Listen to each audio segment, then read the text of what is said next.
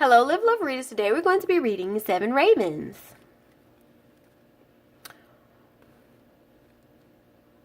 Once there lived a man and a woman who had 7 sons, but longed for a daughter.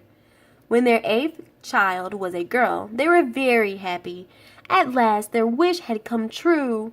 The beautiful baby girl was a thirsty little thing, so the 7 sons were sent out to the well to fetch water. "Take this silver cup and fill it for the baby," said their mother, but the silver cup fell into the well with a splash. The boys were too frightened to go home. When they didn't return, their father cursed them.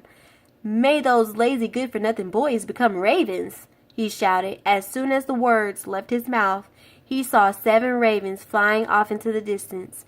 Although he regretted his words, it was too late to undo his curse. When the little girl grew older, her sad mother told her all about her 7 lost brothers. The brave girl vowed to find them and bring them home.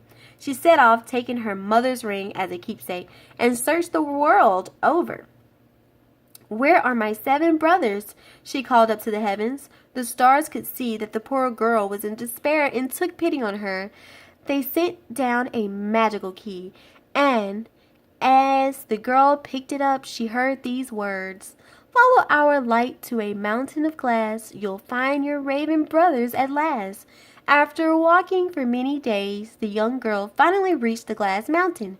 Using the key, she entered a crystal cave, and although nobody was there, she noticed 7 little plates and cups laid out with food and drink ready for their return.